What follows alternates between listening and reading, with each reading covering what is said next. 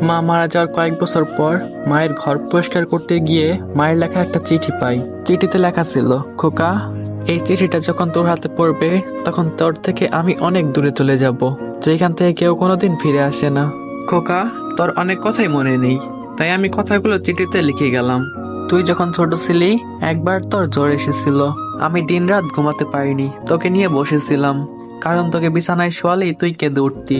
তোর বাবা আমাকে অনেক বলেছিল তোকে শুইয়ে রাখতে, কিন্তু আমি পারিনি। সেই জন্য আমাকে অনেক কথাই শুনিয়েছিল তোর বাবা।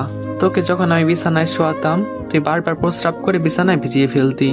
তখন তোকে আমি আবার শুকনো জায়গায় শোয়াতাম, আর আমি তোর প্রস্রাবের ভিজে জায়গায় শুয়ে থাকতাম। তোর বাবা যখন মারা গেল তখন অনেক কষ্টে আমাদের সংসারটা চালানো হয়েছে। একটা ডিম ভেজে তোকে 2 টুকরো করে 2 বেলা দিতাম। এমনও সময় গেছে যেদিন শুধু লবণ দিয়ে ভাত খেয়েছি আমি, কিন্তু তোকে কখনো বুঝতে দেইনি আমি।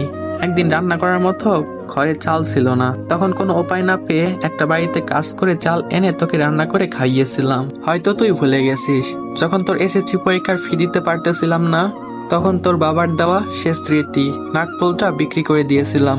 আরো অনেক কথা আছে যা লিখে গেলে হয়তো খাতাটাই শেষ হয়ে যাবে, কিন্তু লেখা শেষ হবে না। তুই হয়তো ভাবতেছিস এত কথা তোকে কেন বলতেছি। খোকা, তুই যখন বড় হলি, একটা ভালো চাকরি পেলি, এর কিছুদিন পরে বিয়ে করলি, তখন আমি তোদের নিয়ে অনেক ভালোই ছিলাম। তোর মনে আছে খোকা, একদিন ঘর থেকে কিছু টাকা হারিয়ে গিয়েছিল। সেদিন তুই আমাকে জিজ্ঞেস করেছিলি আমি তোর টাকার ব্যাপারে কিছু জানি কিনা। তুই সরাসরি আমাকে কিছু না বললেও আমি বুঝতে পেরেছিলাম তুই আমাকে চোর ভেবেছিলি। এর কিছুদিন পর তুই আমাকে চোরের অপবাদ দিয়ে অন্য একটা ঘরে রেখে দিলি।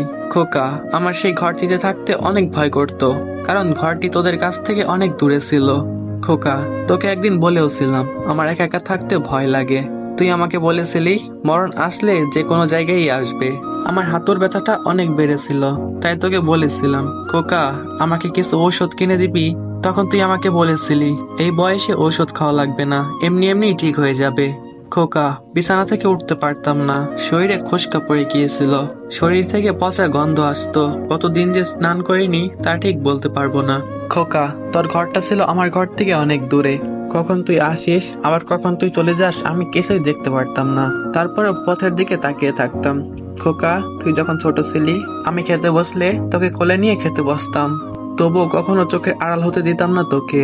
খোকা, যখন তুই আমার কোলে পায়খানা করে দিতি তখন তোর ওই পায়খানা পরিষ্কার করতে আমার একটুও ঘৃণা লাগতো না, কিন্তু তুই যখন আমার রুমে আমাকে দেখতে আসতি তখন মুখে রুমাল দিয়ে আসতি। কেন রে খোকা? আমার শরীর থেকে গন্ধ আসছিল বলে এক কাপড়ে যে আমার কত মাস থাকতে হয়েছে সেটা আমি বলতে পারবো না রে খোকা। অনেকদিন পর যেদিন তুই আমাকে দেখতে এসেছিলি আমার খুব ইচ্ছা করতেছিল তোকে জড়িয়ে ধরি, কিন্তু খোকা পারিনি তোকে বুকে জড়িয়ে ধরতে, কারণ আমার শরীরে তো অনেক ময়লা ছিল, তাতে যদি তোর দামি শার্ট প্যান্ট নষ্ট হয়ে যায় এই ভয়ে তোকে বুকে নিতে পারিনি সেদিন। মা, তোমার কি কিছু খেতে মন চায়? খাওয়ার কথা তো থাক, কতদিন তোর কাছে মা ডাক শুনিনি সেটাও বলতে পারবো না। খোকা, আমার কি অপরাধ ছিল যে আমাকে তোর কাছ থেকে এতটা দূরে রাখলি? খোকা, তুই কি পারতি না আমাকে তোর কাছে রাখতে?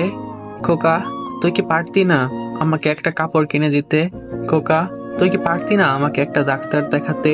আমাকে যদি ডাক্তার দেখাতি তাহলে হয়তো এই পৃথিবীর বুকে আর কিছুদিন থাকতে পারতাম।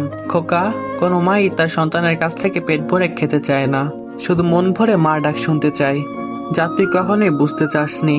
খোকা, তোকে একটি শেষ অনুরোধ করতেছি আমি, আমার এই চিঠিটা তোর সন্তানদের পড়ে শোনাবি, যাতে তুই বৃদ্ধ হলে তোর সন্তানরা তোর সাথে এমন কিছু করতে না পারে। ভালো থাকিস খোকা, এটি তোর মা। হয়তো এটা একটা গল্প, কিন্তু বলতে গিয়ে কতবার যে গায়ের লোম দাঁড়িয়ে গিয়েছে, কতবার যে চোখের কোণে পানি চলে আসছে সেটা বলতে পারবো না। আইডিটা অনেকদিন ধরে ফ্রিজ হয়ে আছে, কোনো ভিউ পাচ্ছি না, তো তোমাদের কাছে কপি লিংক করার অনুরোধ রইল।